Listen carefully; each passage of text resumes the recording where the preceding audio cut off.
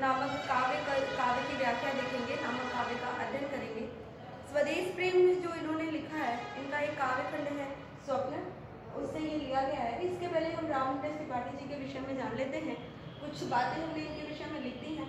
ठीक है, रामनरेश त्रिपाठी राष्ट्र प्रेम की भावनाओं से ओतप्रोत काव्य का सृजन करने वाले रामनरेश त्रिपाठी जी का जन्म 1889 ईस्वी कोयरीपुर ग्राम 1889 ईस्वी कोयरीपुर ग्राम जो कि जौनपुर में है हुआ था। एक साधारण कृषक परिवार में इनका जन्म हुआ था। इनके पिताजी रामदत्त त्रिपाठी ईश्वर में आस्था रखने वाले ब्राह्मण थे। 9वीं तक की पढ़ाई के बाद इनका विद्यालय जाना छूट गया और इन्होंने घर पे ही हिंदी, अंग्रेजी, बांग्ला, गुजराती, संस्कृत आदि भाषाओं का गहन अध्ययन किया और ज्ञान प्राप्त किया और इन्होंने साहित्य सेवा को अपने जीवन का लक्ष्य बनाया। ये हिंदी साहित्य सम्मेलन जो कि प्रयाग में अवस्थित है उसके प्रचार मंत्री भी रहे और दक्षिण भारत में भी हिंदी साहित्य के प्रचार प्रसार के लिए इन्होंने कार्य किया। 1962 ईस्वी में कविता के आदर्श और सूक्ष्म सौंदर्य को चित्रित करने वाला यह कवि पंचतत्व में विलीन हो गया। रामनरेश त्रिपाठी बहुत ही चिंतनशील, परिश्रमी व्यक्ति थे और इन्होंने हिंदी साहित्य के प्रचार प्रसार के लिए हिंदी मंदिर की भी स्थापना की थी और ये द्विवेदी युग के होते हुए भी द्विवेदी मंडल के कवियों से बाहर अपनी मौलिक प्रतिभा से काव्य के क्षेत्र में अनेक उत्कृष्ट कार्य किए। इन्होंने भावात्मक कृतियों की रचना की और देश प्रेम, राष्ट्रीयता का आदर्श जनता के समक्ष रखा। ठीक है, इनकी जो कुछ रचनाएं हमने लिखी हैं जो सर्वाधिक चर्चित है, मिलन, पथिक, स्वप्न और मानसिक, ये इनका काव्य खंड है। स्वप्नों के चित्र भी इन्होंने लिखा है जो इनका कहानी संग्रह है। ठीक है, अब आइए हम इनके द्वारा जो रचित स्वदेश प्रेम है जो आपके पाठ्यक्रम में संकलित है, हम उसकी व्याख्या देखते हैं।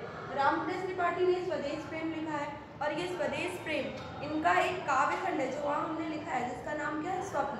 ठीक है, स्वप्न नामक काव्य खंड से ये उद्धृत है और इसे शीर्षक क्या दिया गया है, स्वदेश प्रेम। और शीर्षक से ही आप समझ रहे हैं कि स्वदेश प्रेम का तात्पर्य क्या है या स्वदेश प्रेम कहना क्या चाहता है। ठीक है, अब आइए हम इसकी व्याख्या देखते हैं। पहले इसका एक बार वाचन कर लेते हैं कि अतुलनीय जिनके प्रताप का साक्षी है प्रत्यक्ष दिवाकर, जिनकी निर्मल घूम घूम कर देख चुका है, जिनकी निर्मल कीर्ति निशाकर देख चुके हैं, जिनके वैभव ये नभ के अनंत तारागढ़, अगणित बार सुन चुका है नभ, जिनका विजय होश रणगर्जन। ठीक है, इस पंक्ति में रामनरेश त्रिपाठी ने क्या दर्शाया है, गौरवपूर्ण अतीत की झांकी प्रस्तुत की है। गौरवपूर्ण अतीत की झांकी इन रचनाओं में प्रस्तुत की है रामनरेश त्रिपाठी जी ने। उन्होंने अपने पूर्वजों का जो हमारे वीर पूर्वज जो देश के लिए अपने प्राणों का अर्पण कर दिया, ठीक है, जिनकी जो प्रसिद्धि थी, जिसकी जो महिमा थी, जिनका जो गौरव गान था, उसका वर्णन इन पंक्तियों में किया है कि अतुलनीय जिनके प्रताप का साक्षी है प्रत्यक्ष दिवाकर। जो हमारे पूर्वज थे उनके यश और प्रताप, शौर्य, पराक्रम की तो कोई तुलना ही नहीं है और उनके प्रताप का साक्षी, उनके अतुलनीय प्रताप का साक्षी, अतुलनीय प्रताप जिसकी तुलना नहीं हो सकती, ऐसे शौर्य, ऐसे पराक्रम, ऐसे प्रताप का साक्षी दिवाकर स्वयं सूर्य है। दिवाकर दिवा दिन कर करने वाला, दिन को करने वाला अर्थात सूर्य। ठीक है, साक्षी है प्रत्यक्ष दिवाकर, जिनके इस अतुलनीय प्रताप का, जिनके शौर्य, जिसके पराक्रम की कोई तुलना ही नहीं है, हमारे पूर्वजों के ऐसे अतुलनीय प्रताप का साक्षी स्वयं सूर्य है। घूम घूम कर देख चुका है जिनकी निर्मल कीर्ति निशाकर, घूम घूम कर देख चुका है जिनकी निर्मल कीर्ति निशाकर, और घूम घूम कर जिनके निर्मल यश का निशाकर, निशा रात्रि कर करने वाला, रात्रि को करने वाला कौन, चंद्रमा। ठीक है, और जिनकी निर्मल कीर्ति को भी चंद्रमा भी घूम घूम कर देख चुका है, जिनकी निर्मल कीर्ति को चंद्रमा भी घूम घूम कर देख चुके हैं, जिनका वैभव ये नभ के अनंत तारागढ़, और ये आकाश, नभ, आकाश, वैभव, ऐश्वर्य, तारागढ़, तारों का समूह,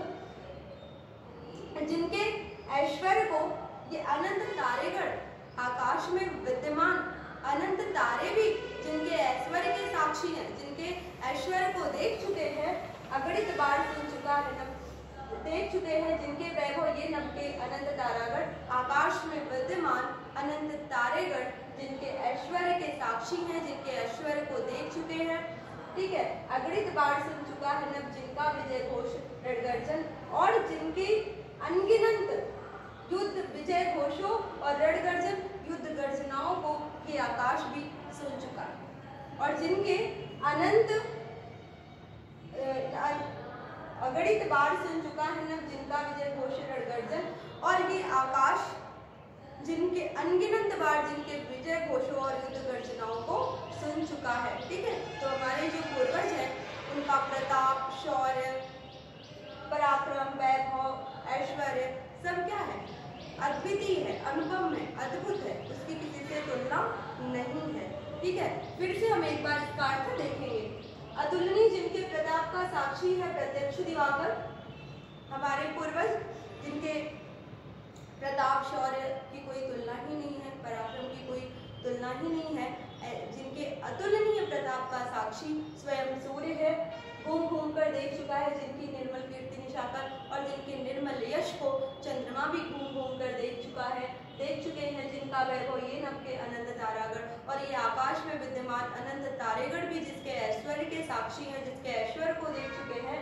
अगणित बार सुन चुका है नभ जिनका विजय घोष रणगर्जन, और ये आकाश भी जिनके विजय घोषों और युद्ध गर्जनाओं को कई बार सुन चुका है। तो हमारे जो पूर्वज हैं उनका जो भी उनके अंदर गुण था, पराक्रम, ठीक है, पराक्रम हो, शौर्य हो, प्रताप हो, ऐश्वर्य हो, जो भी था वो सब अद्भुत था, अप्रतिम था, जिसकी किसी से कोई तुलना नहीं है, और जिसके साक्षी ये जो शाश्वत रहने वाले हैं, सूर्य, चंद्रमा, तारे, आकाश, ये सब है। ठीक है, अब हम काव्यगत सौंदर्य देख लेते हैं। भाषा की बात करें तो संस्कृत मिश्रित खड़ी बोली है। शैली की बात करें तो एक तरीके से आप ये कह सकते हैं कि इसकी जो शैली है वो भावात्मक है, क्योंकि भाव प्रधान कवि रचनाओं के लिए जाने जाते हैं। तो भाषा तो संस्कृत मिश्रित खड़ी बोली है, शैली भावात्मक है। रस की बात करें तो वीर है, ठीक है, क्योंकि हमारे पूर्वजों की गौरव गाथा का वर्णन है। अलंकार की बात करें तो अनुप्रास भी है, रूपक भी है, और पुनरुक्ति प्रकाश भी है। पुनरुक्ति प्रकाश आपका किसमें? घूम घूम कर। ठीक है, छल की बात करें तो मातृक्षर है। शब्द शक्ति की बात करें तो व्यंजना है, और गुण की बात करें, शब्द शक्ति तो व्यंजना है, लेकिन अगर गुण की बात करी जाए तो गुण क्या है? ओज है, क्योंकि जहाँ पे रस वीर होता है वहाँ पे गुण क्या होता है? ओज होता है। ठीक है,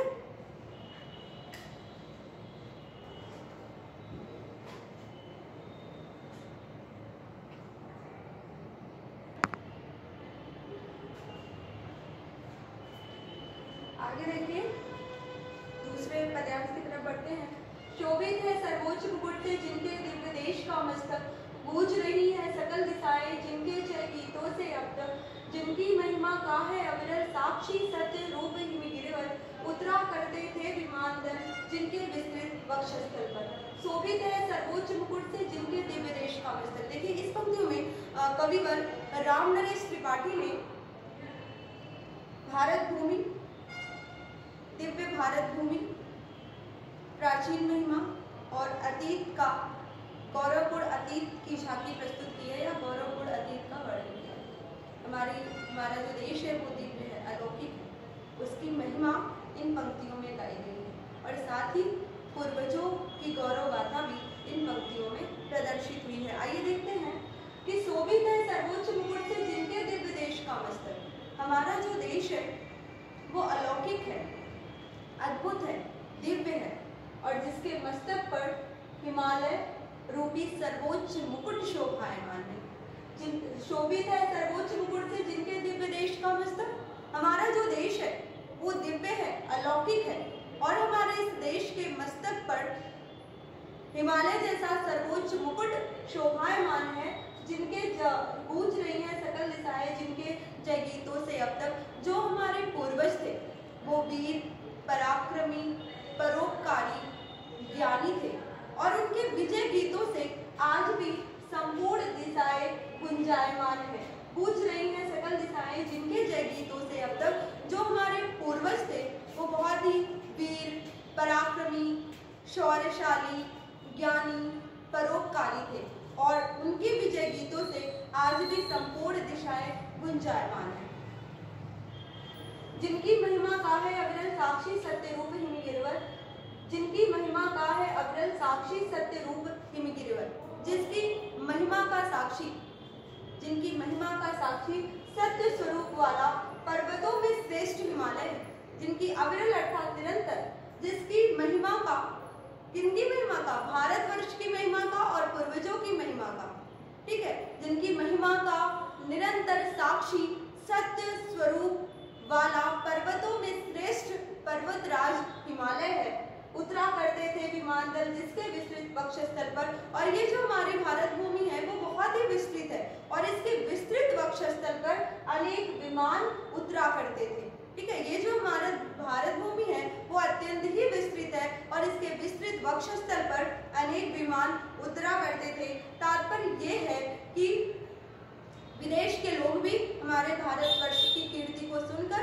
भारतवर्ष के यश को सुनकर, पूर्वजों की महिमा को सुनकर यहाँ पर आया करते थे। मतलब इसका तात्पर्य ये भी हो सकता है कि अर्थात हमारे भारतवर्ष की कीर्ति संपूर्ण विश्व में फैली हुई थी। एक बार फिर से देख लीजिए, शोभित है सर्वोच्च मुकुट से जिनके दिव्य देश का मस्तक। हमारा जो देश है वो अत्यंत ही दिव्य है, अलौकिक है और इसके मस्तक पर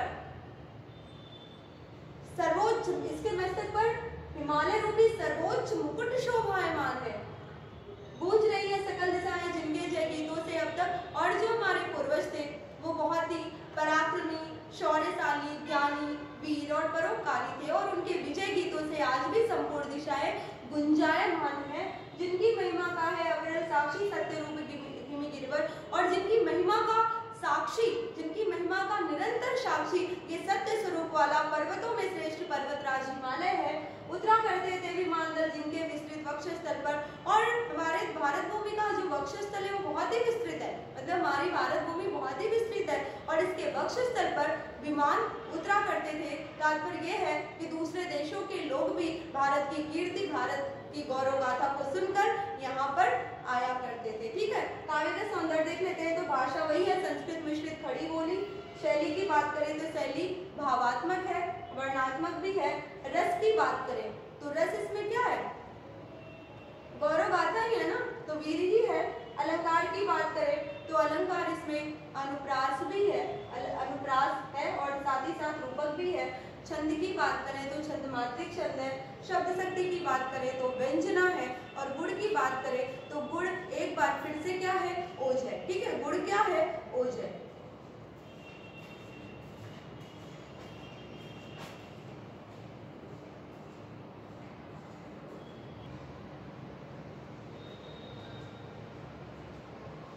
आइए आगे बढ़ते हैं, इसको पढ़ लेते हैं। सागर ने छाती पर जिनके अगणित अड़ों को उठाकर पहुंचाया करता था प्रमुदित भूमंडल के सकल तटों पर। नदियां जिसकी यश धारा सी बहती हैं अब भी निशिवासर ढूंढो उनके चरण चिन्ह भी पाओगे तुम इनके तट पर, ठीक है। इसमें जो हमारे पूर्वज हैं उनके गौरव में इतिहास का वर्णन किया गया है कि हमारे पूर्वज कोई साधारण नहीं थे, अपने कार्यों से इन्होंने ऐसी उपलब्धि हासिल करी थी, ऐसी महत्ता प्राप्त की थी कि समुद्र भी उनकी सेवा में लीन रहता था और नदियां भी उनके ही गीत गाया करती थी। उसी का अप्रतिम चित्र उकेरा है रामनरेश त्रिपाठी ने इन पंक्तियों में। सागर मेरी छाती पर जिनके अगणित अड़ों को उठा। जो हमारे पूर्वज थे वो महान थे, दिव्य थे, उनका गौरवमय इतिहास था और समुद्र स्वयं उनकी सेवा में लीन रहा करता था। ये कहा गया कि सागर निज छाती पर, ये सागर अपनी छाती, अपने वक्षस्थल पर जिनके अनगिनत अड़ोपोत अर्थात समुद्री जहाजों को उठाकर पहुंचाया करता था प्रमुदित अर्थात प्रसन्न होकर भूमंडल अर्थात पृथ्वी मंडल के सकल अर्थात संपूर्ण तटों पर। सागर निज छाती पर जिनके अगणित अड़ोपोत उठाकर पहुंचाया करता था प्रमुदित भूमंडल के सकल तटों पर। ये सागर भी हमारे पूर्वजों की सेवा में लीन रहता था और अपने विस्तृत वक्षस्थल पर अनगिनत समुद्री जहाजों को उठाकर प्रसन्नतापूर्वक पृथ्वी के समस्त तटों पर पहुंचाया करता था नदियाँ जिसकी यश धारा सी बहती हैं अब भी निशिवासर निशित रात्रि वासर दिन, रात्रि दिन बहने वाली, रात्रि दिन प्रवाहित होने वाली इन नदियों को देखकर ऐसे लगता है जैसे ये नदियाँ जिसकी यश धारा, नदियाँ उनके ही यश का गायन कर रही हो और उनके यश के समान ही ये निरंतर प्रवाहित हो रही है। जैसे उनका यश आज भी है, हमेशा रहेगा, ठीक है, उनका यश क्या है, निरंतर प्रवाहशील है, कल भी था, आज भी है और कल भी रहेगा। वैसे नदियों का जल भी क्या है, निरंतर गतिशील रहता है। तो नदियों को देखकर क्या प्रतीत होता है, जैसे नदियाँ उनकी यश धारा को प्रवाहित कर रही हो, ठीक है, नदियाँ उनकी यश गाथा का गायन कर रही हो, नदियाँ उनकी यश धारा को धारण कर रही हो। नदियाँ जिसकी यश धारा से बहती हैं अब भी निशिवासर, इन रात्रि दिन बहने वाली नदियों को देखकर लगता है कि जैसे वो उनके ही यश का बखान कर रही हो, उनके यश का ही वर्णन कर रही हो या उनके यश के ही समान निरंतर प्रवाहित हो रही हो। ढूंढो उनके चरण चिन्ह भी पाओगे तुम उनके तट पर, और ऐसा माना जाता है, ऐसा कहा जाता है कि यदि हम नदियों और समुद्रों के तटों पर ढूंढे तो उनके चरण चिन्ह हमें मिल जाएंगे। तात्पर्य ये है कि यदि हम अपना व्यवहार, अपना आचरण अपने पूर्वजों जैसा कर लें तो हम भी उनके जैसे यश और प्रसिद्धि को प्राप्त कर सकते हैं कि समुद्र भी हमारी सेवा में तत्पर हो जाए और नदियाँ हमारे ही यश धारा को निरंतर प्रवाहित करें।